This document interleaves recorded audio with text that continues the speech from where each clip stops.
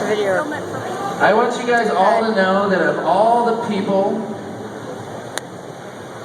who've waited here, you really seem to be the best so far. You guys are all one of the most amazing waiters I've seen this weekend, you know? I'm really proud of you. Thanks for listening to me ramble. This has been the show. How long will you stand there and wait for something to happen? Do we feel close enough? Timing-wise? Does it feel... Do we feel like...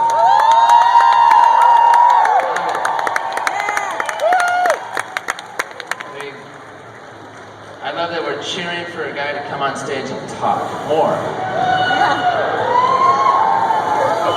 Now, he probably has a script and he does TV.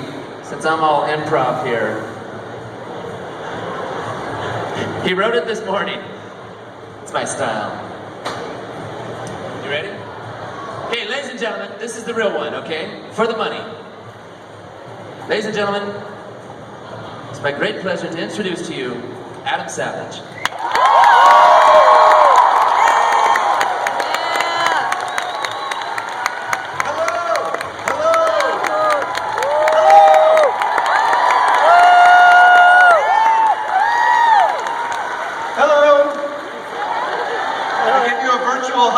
All the way around. Hi, everybody.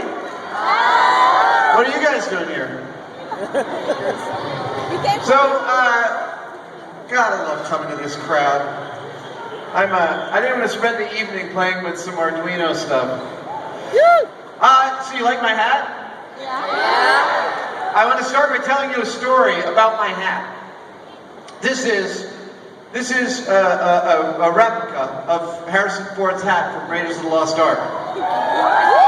Yes, one of the most important movies ever. It came out when I was 13 years old, changed my life, gave me a new direction of the kind of action hero I fell in love with. And the same thing happened to a guy named Mark Kidder. Mark Kidder was a fan of Raiders, and he wanted a hat that was exactly like Harrison Ford's hat from Raiders.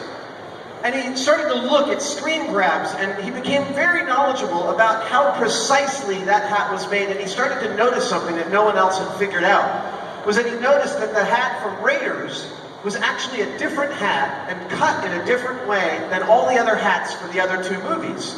Specifically, the brim was cut differently, it seemed to shape differently on Harrison Ford's head, and Mark Kidder tried to find someone who would make him a hat that was this accurate. And he couldn't do it. So he taught himself millinery, hat making, in order to make a perfect Raiders of the Lost Ark hat. Now it gets better. He started a little company with a partner called the Adventure Built Hat Company.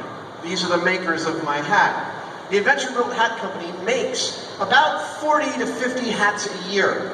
They cost hundreds of bucks. They're totally worth every penny. They're made of the finest beaver felt that you can buy. They have a kangaroo hide brim. They are made precisely exactly the same in every possible way to the original Raiders of the Lost Ark hat. There is nothing more accurate. It gets better than that.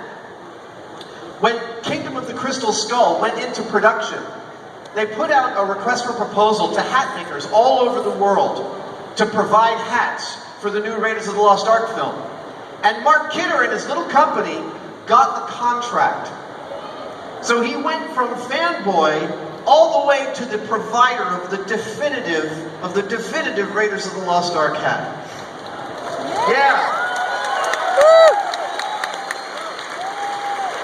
Now, it gets better than that even, just for me personally, which is that I wore one of his early hats on the show. We did a Raiders of the Lost Ark myth with the motorcycle flipping, and so I wore my Raiders costume that I had, and Mark wrote to me and he said, you know, I noticed you're wearing one of our early hats, it's not quite accurate, why don't you send me your measurements? And he literally had me measure my head both in the morning and the evening, because apparently your head size changes, and he custom made me this beautiful hat.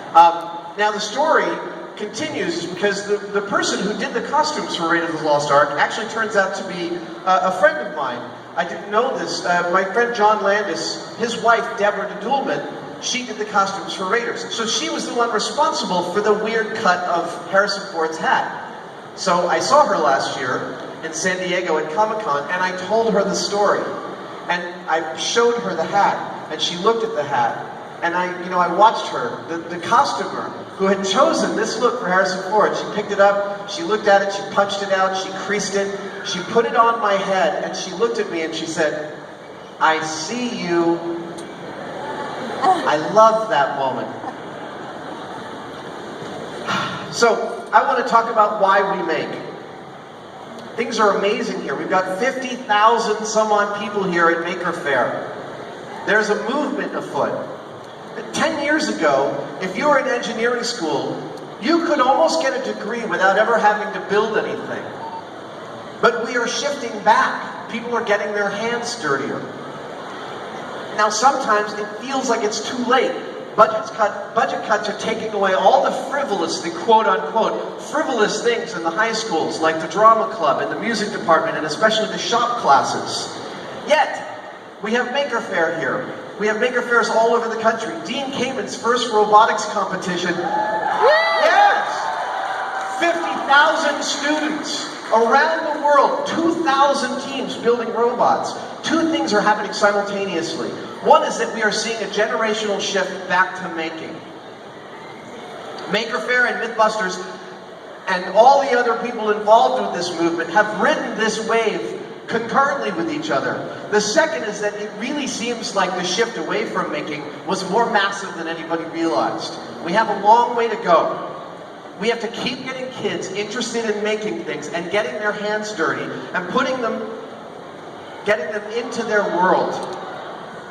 But I'm not going to talk about how. I'm not going to talk about how. We are all part of how right here. I wanted to talk about why. So, a few months ago, I was talking with someone about how to get kids interested in making things.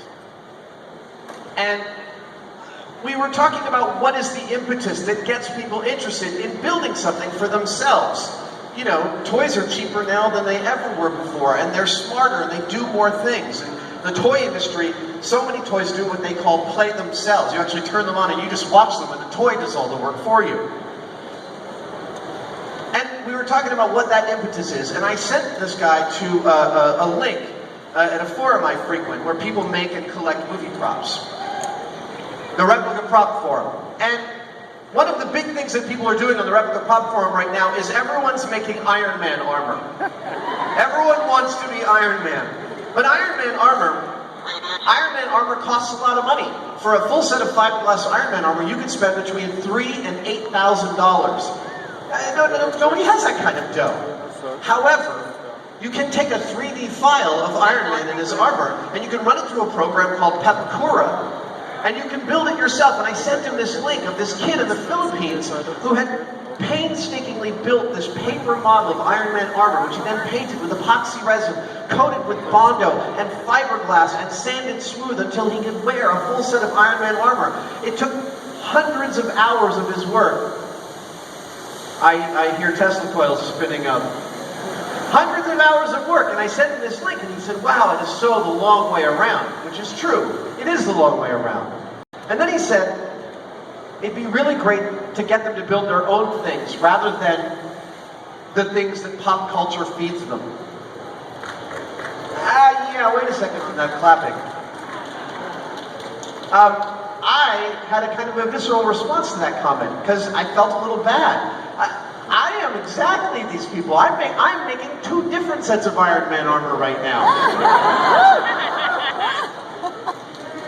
Yes. You know, is there a difference? I'm not sure that dichotomy between making your own things and the things pop culture feeds you is in fact a real dichotomy. I don't think those two things are different. I've spent my whole life bouncing between those two poles. I've made hundreds of sculptures, devices, robots, furniture, clothing, for me and the people that I love, and for jobs and for a living and to pay my rent. I've also built my own R2-D2 from scratch. Anybody who went to testfit.com in the last few days, I've been talking about the ZF-1 gun from The Fifth Element, which I've been working on for 10 years. One of the coolest things I ever built was one of the earliest. I built a spaceship in my mom's closet. I was working on a Super 8 science fiction film with the Caro twins who lived down the street. I think I was maybe 11 or 12. I found a couple of refrigerator boxes and I made a spaceship, which is I just put up walls and I painted control panels on this, this central console, and I made a window with a star field behind it, and we filmed this Super 8 film. And when we were done with it, I asked my mom if I could put it in the old bedroom closet because my parents had moved their bedroom. And she said yes. So I installed the console. I cut actually pieces out of it and I put paper under those pieces. I drew radar screens and I drew proximity sensors and I put lights underneath so my cockpit was actually underlit. I had a window that was separated 5 feet away from the back wall, and then I painted the whole back wall black. And I painted stars on it, and then I put Christmas lights underneath so I could sit in the seat and feel like I was in a spaceship. Why was I doing this? Because I want to be Han Solo and I want my own Millennium Falcon.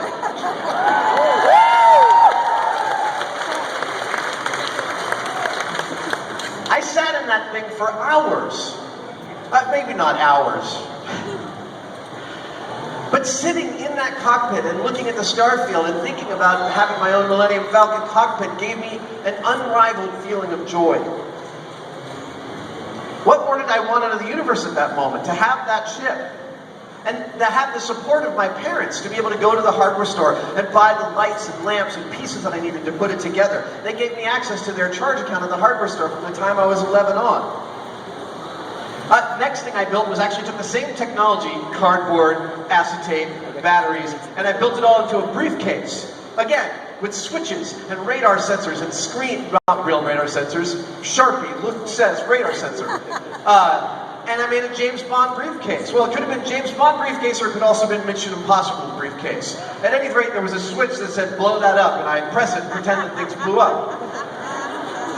I never knew that would happen for real. When I was 12 or 13, I had worked with cardboard enough that this idea came into my head. Fully formed. I thought, I want to make a man out of cardboard. I want to make a guy who sits on our front porch. I don't know why. I had just played with cardboard enough that I realized this is something I wanted to see, and I saw his structure really clearly in my head. And I took all this cardboard refrigerator boxes I had, and I started cutting them into long rectangular tubes for the legs, and beveling them, and taping them together with masking tape. The chest, the head, I painted him with a blue suit on. I'm going to actually put a picture of this up on our website on Tesla.com in the next couple of days so you can see it. But while I was making this thing, while I was putting it together, and this is the first thing I had built, this is the first thing I had built that wasn't from a movie. That wasn't from anything. It just came right into my head.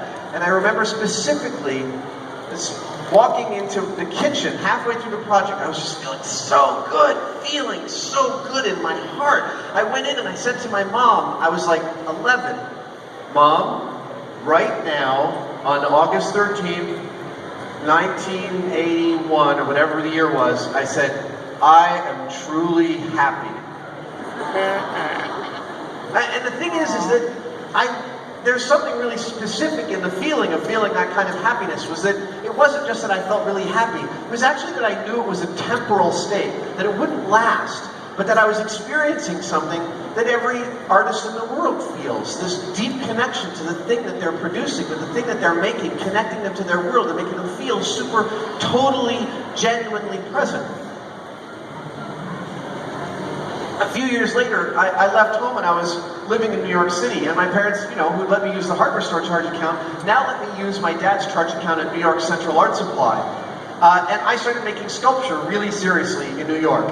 I made sculpture based on the same things that I was doing when I made the spaceship. I made telephones that looked like they were out of Blade Runner, things that looked half organic, half mechanical. I loved cyborgs, Alien, Star Wars. All of these movies informed my sculpture. Guns. I made lots of weird-looking, cool, futuristic guns. And I had a girlfriend at the time who would get into arguments with me occasionally about why I was making things that were so violent. My sculpture had a violence to it. It had a malevolence, she thought. Now, it wasn't really like a fight we had. She was a philosophy major from Tufts, so she just liked to get into it just to get into it. But it was an interesting discussion because I was surprised at my stance on it. Wow, I'm standing on nothing but wire screen. This doesn't bode well. Sorry. My stance with her when she said, why do you make things that are so violent, is I said, your question presupposes that I have a choice. I don't think that I do.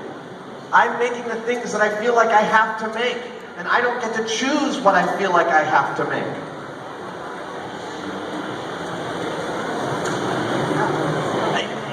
Even at that age, I understood that I was tapping into something. Call it collective unconscious, whatever you like. I knew I wasn't just making things in the void.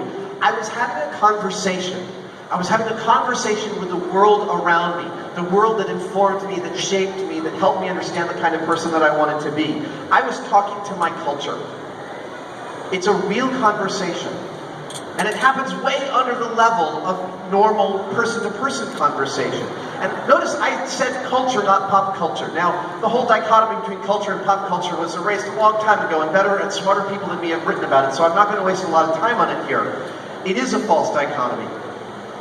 I built and participated in the building of amazing things from scratch. Again, robots, galleries, theater sets, props, furniture. But the love of the objects themselves, this child's desire for the impossible toy, seen in the movies, seen in my head, and wanting to make it flesh, make it something that I had and I held, and that made my day better because it existed.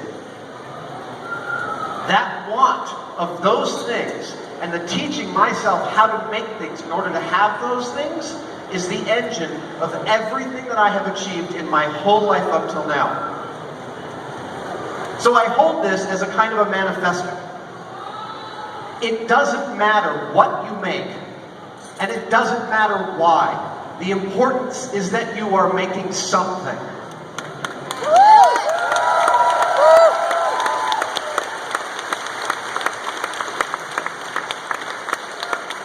When you make something, the world becomes a little more parsable, it becomes a little more understandable to you. You become part of a conversation, and when you make things that you can't not make, that conversation goes really deep. And you meet other people who are making the same things they can't not make. And these people become your friends and your confidants and your teachers and your mentors. I truly believe that. I also believe when you're making, the thing that you go through, the process, the problem solving, the shaping your future with your hands, it's an inherently good and positive conversation. It makes you into a critical thinker. Everything that I've ever learned making things has universally applied to everything else that I do. Obama has made it a key part of his administration's goal to push forward the STEM initiative: science, technology, engineering, and math. Yeah. And Jamie and I have been honored and lucky enough that he has tapped us to help him spread this message, and we are helping in every way that we can. But there's a movement afoot that says, well, first of all, STEM, it's just a terrible name. It's a terrible name. It doesn't give anything. It's not sexy. There's a movement afoot to add one letter to STEM and make it STEAM. That letter is A, and it stands for art.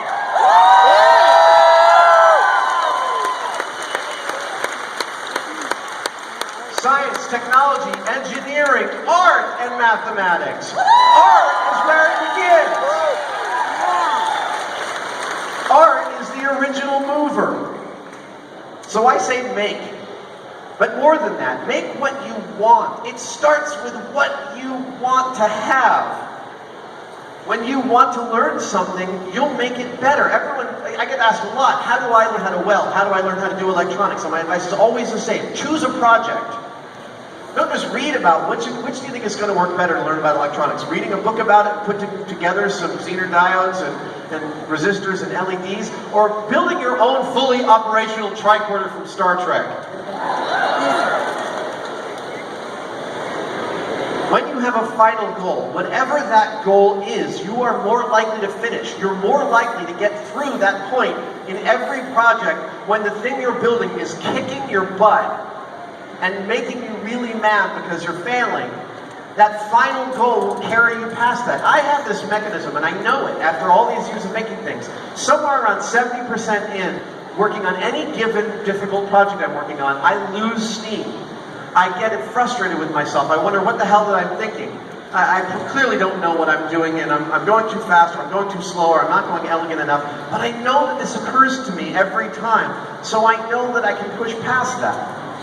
It's different for everybody, because everybody is different. What unites us is that we are creatures of creation, and we always have been. We need to keep those fires burning. So I hereby grant you all permission to make whatever it is you want, whatever you have to make.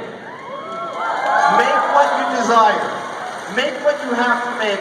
Make what you can't not make, because it will make the world a better place. Thank you.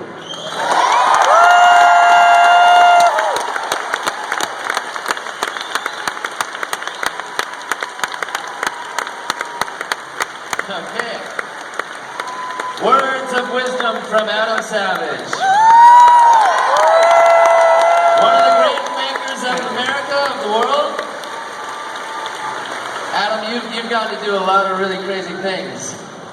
And you're a huge inspiration, obviously, to everybody. I thank you. You're a huge inspiration to me. Thank you, sir. Now I'd like to take some questions from these lovely people in the audience. You got a microphone? You're going to find some questions for me? I'm going to find some people. Who's got a question? Who's got a question? A young man or young woman with a burning desire with a question. Oh yeah, bring the lights up. Bring the lights up. What we got? Now, we can only talk about so many things that he's blown up before. Haven't you blown up everything? Yeah, you what is the thing you haven't blown up yet? What do you got?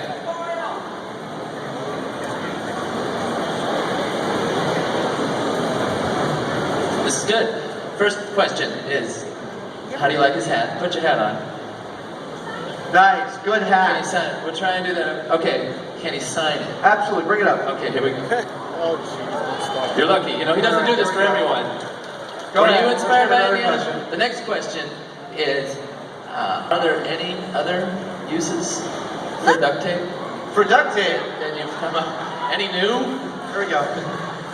Yeah. Throw me the idol. Oh, here's the Throw me Sharpie. the idol. Throw me the whip, I'll throw you the idol. We're actually looking into an Antarctica duct tape special, but Jamie and I are both really concerned that duct tape will just fail utterly in 40-degree below zero weather. So we might do some cold weather duct tape stories. Cold weather duct tape. I like that. Yeah, we got to follow Hawaii. Our Hawaii episode with something more challenging. Go to the Arctic.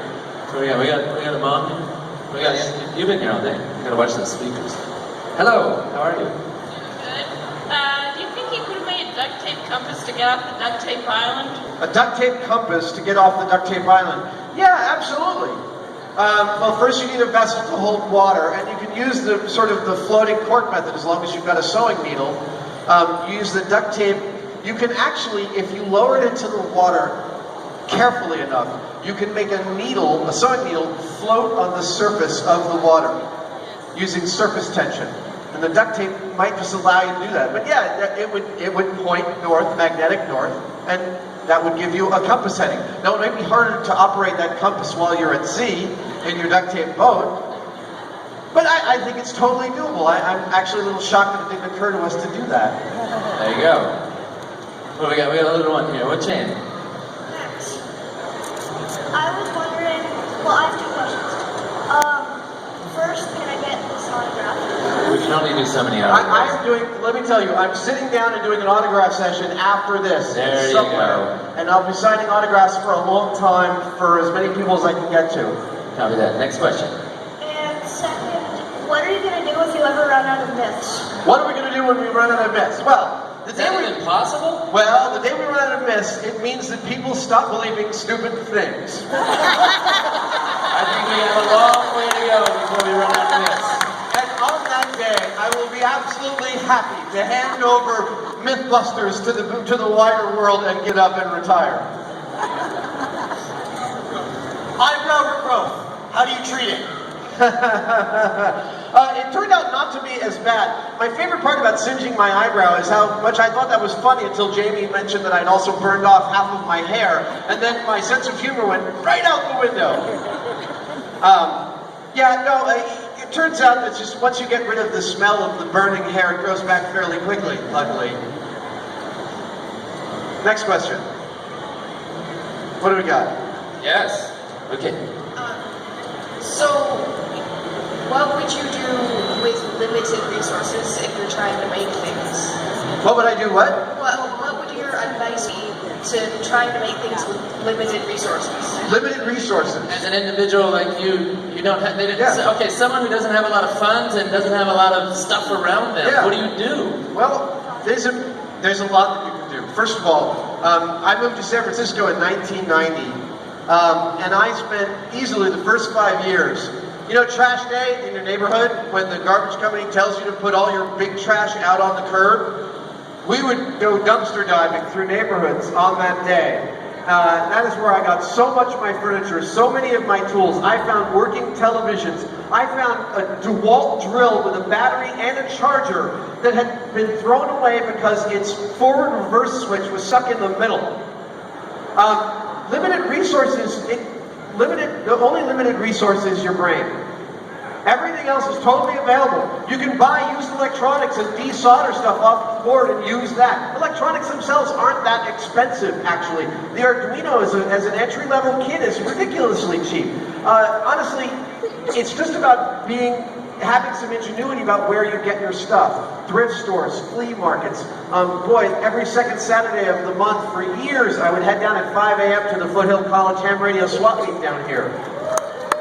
That thing was primordial to my makeup, and I managed to buy all sorts of great tools for about, a fifth of what retail was. I was working with limited resources for the longest time, and really, it's just about what you can find out there. Dumpster diving is absolutely the best way to gather tools and materials. I'd like to reiterate that we throw everything away in this country, so there's a million resources on the street every day. No, you go through these industrial parks down here, actually, I'm not advocating running around in the middle of the night because the cops don't like it. Well, that's what they told me.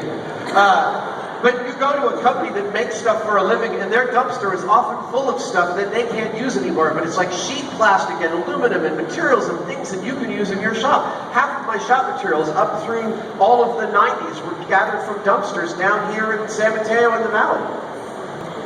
Next question. It's only your mind that is a limited resource. Hi, I wanted to ask, out of the history of the stuff that you've made, what would you consider as your success and possibly your failure? Like a single thing that was the biggest success? Yeah. Gosh. That's tough. Single thing that was the biggest success. That's a tough one. I mean, it's kind of like, at any given time, I've got like again, the video that we put up on Tested, my ZF-1 gun. That's like, it's not 10 years, I think it's 13 years in the making.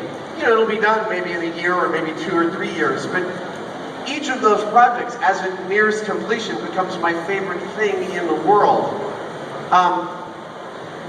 For me, in the making of things, one of my favorite things that happens, and makers can tell you this all over the place, is there's a certain point where a shift starts to happen. A musician will tell you that after a certain period of time of playing the piano, all of a sudden you just know the keys, you know them all. A chess player will tell you that a chessboard to them has a gesture to it rather than a series of moves that they're thinking through. And in the making world, there's a very similar process that happens where you stop having to actually do a lot of problem solving at the bandsaw, and it starts to happen in your head. And that shift feels really great, just to sit there on a plane thinking about how to build something and running through a million ways and messing them up virtually in your head. That feels like a really key success. And it took a while before I realized that I was doing most of my building in my head. My greatest failure, man, I fail all the time, I mess things up in my shop, I put something into the lathe and I start to try and cut it too quickly and it shatters. I cut myself and get sent to the hospital for some stitches. That still happens all the freaking time. And I have spoken about failure here at length at Maker Faire, and I actually took that talk, which was I think from 4 years ago, about failure. And first of all, I made it shorter, and then I also put some laughs into it because it was kind of relentless when I did it here. And that's going up on the EG website. The EG conference is a sister to the TED conference, and I boiled a story about real abject failure where I betrayed a friend and really screwed them over and felt worse than I've ever felt in my life about it. you know, that thing happens to everybody. It's a central fact of being human that we do that we screw up and we hurt people we love, and sometimes we help people we don't like, and that's just, nobody escapes from that. Oh man, that's such a downer. Let's have a fun question. We got a fun question. Then I'd say, there is no failure, there's only if you're doing, you know? If you're trying, then you're succeeding. This little guy's got a good one. What is your message for the kids of today on making like materials and making robots and things like that? Making robots. Specifically, I think for kids of this size. How old are you? Like, Yeah, how old are you? I am 11. you're 11. You're 11. Well- Message for you, kid. There's, you know, actually, are you in the Bay Area? Yes? San Francisco. San Francisco. I mean, you're in one of the best cities in the world for that, for 11-years. You know, we've got tremendous resources. There are clubs, there are maker groups, there are local maker fairs. You got to look online and find other communities of people doing the same things. Again, Dean Kamen's first robotics competition is an amazing gateway drug to building robots for real. Because it turns out that making robots isn't that hard. It's really not that difficult. And also the price point's gone way down from back when we were doing BattleBots and trying to find suitable motors for our robots. The robot marketplace is fantastic now. And really, there's safety in numbers. I think my biggest advice would be find other people who want to do the same things you do and work hard on your parents as a group to fund what you're doing. Timothy Leary said, find the others. My Find friend. the others. Mythbusters is our family show, so thank you. You're welcome. I'm curious, in the early shows, you and Jamie had sometimes frequencies of disagreements. Yes. In the later shows, not so much. What can you say about collaboration and that relationship as it changed? Well, it's funny. So in the early days of Mythbusters, there's a lot of fighting on camera. That was actually due specifically to one of our early producers who liked to, as the British call it, piss in our ears, which is to wind somebody up about somebody else. And we got really mad at each other, like really significantly, vitriolically angry. And then at a certain point, we just started comparing notes, and we realized that we weren't mad at each other. Now, the fact remains is that we drive each other nuts every day. I can't stress that enough. We drive each other crazy, and we get frustrated with each other on a daily basis.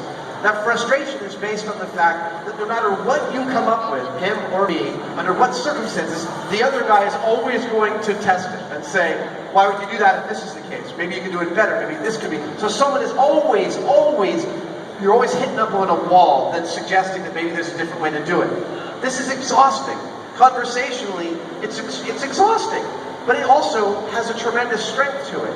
And that strength is the fact that while we drive each other crazy, we are informed by a deep respect for each other. So you don't have to like the people that you work with. It is important to trust them and to respect their output. If you're not working for people whose output you respect, you should work for somebody else. Jamie and I, while we drive each other crazy, we know that left to our own devices, the other guy would finish the job on his own by the end of the day. So that means that their advice has to be pretty good. So let's pick it apart. And the fact is, when you go back and forth on a solution enough, all of a sudden the right idea shows up, and it's like a light went off in the room. And when that light goes off, both of us just back away and like, that's the idea, that's the one we'll do. And honestly, half the time, neither of us can tell you who came up with the right idea. Because our egos, while we have healthy egos, our egos don't get involved in the right solution, in making it our solution. They get involved in it being the right solution. The elegant solution is the one that needs to get done, not the one that you want or the credit that you want. It's been a very, very interesting collaboration with that guy. Because again, it's like we've never had dinner alone together, ever. Left to our own devices, we'll be like, all right, see you tomorrow, and we'll go off and, go separately. But the fact remains is I wouldn't want anyone else in my corner helping me build stuff. Because I can see that it makes the product stronger. And all partnerships that I know about, people like Penn and Teller, other friends of mine who are writing teams and stuff like that, they're all based on that kind of push-pull. It's super important and it has a real integrity to it. So if someone's challenging your ideas, it means that you're having to fight for them and to justify them, and that is an inherently robust process. It's instant peer review is what it is. Next question. Very good. I got a good one here. So after you build the world's only transparent plastic tuba, what the hell do you do with it? Are there any development companies that aren't rip-offs and scams and stuff like that? Yeah, that's hard. The noise-to-signal ratio for scammy invention companies is quite high, isn't it? Yeah, it's kind of in the roof. Well, I mean, that also gets, you push past that, I think, with community. You know, with cross-checking. It's like, I just taught my sons about searching for a problem, like if you can't make the device that you have work, do a search for how do I make this damn device work, and then add the word forum. And you'll find people having the same problem you have, and they're informing each other.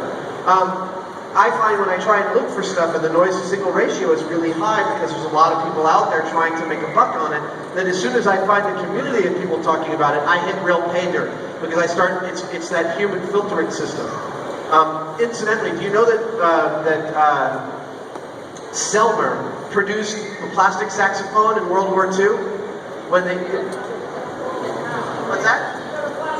A plastic trombone. Well, so it was during the war, and all the metal was being requisitioned for the war effort, so Selmer produced a plastic saxophone. I believe that Charlie Parker actually cut an album on a white plastic saxophone. And wait, what about Pinocchio? What's that? Pinocchio is outsourced. Basically, you can have something you need made and outsource to anybody who has a shopbot or a CNC router. So you do R&D for really cheap. That's great. Yeah, it's out of New Zealand. They're actually over in the expo hall. It's a pretty interesting little... So all of that community-based stuff is super, super brilliant and important. I mean, community wins. It's absolutely, it's the most vital thing because people are the best filter. Somebody wanted to know, where'd you go? Who wants to know about the history? How did you wind up doing this? How did I wind up doing this? Let's do the quick review. Okay, the quick review is that I started out wanting to be an actor. I started out wanting to be in commercials, so I was Mr. Whipple's Stockway, the Shark commercial. I was in Billy Joel's worst music video ever, which I know it's a fairly high bar, but I was in it. And then I wasn't very good at it, so I dropped it somewhere around 19 years old. And I got a job as an assistant animator for a company in New York called the Ink Tank. I moved from that into graphic design, and I moved out to San Francisco and got into theater. I started working for George Coates Performance Works here in San Francisco. At the Performance Works, we were building really radical and weird things all the time. 3D displays and props and motorized things and blurring the line between 3D and reality, even in 1990. And I started to get a reputation for building props and building objects that other people couldn't solve or couldn't do. And I started working for Berkeley Repertory Theater for Beach Blanket Babylon. And my reputation grew, and eventually Jamie Heineman called me and asked me to come work for him in his shop called M5 Studios in San Francisco. This would be around 1994. No, that would be around 1992. I worked with Jamie for about 4 or 5 years until I couldn't stand him as a boss anymore.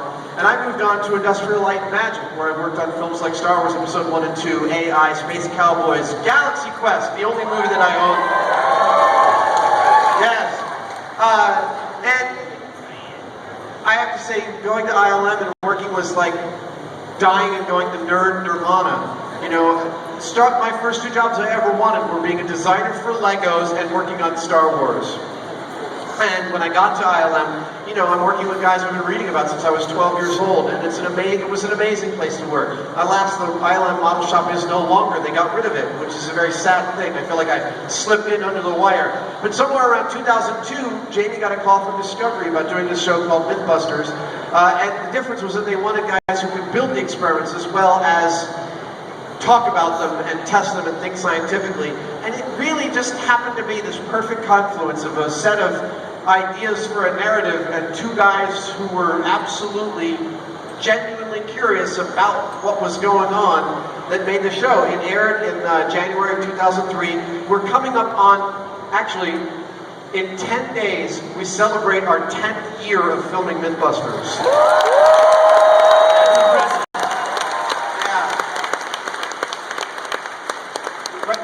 Nowadays, everything below this level on my head is white. Back then, no white in me, no white on my hair. We've come a long way.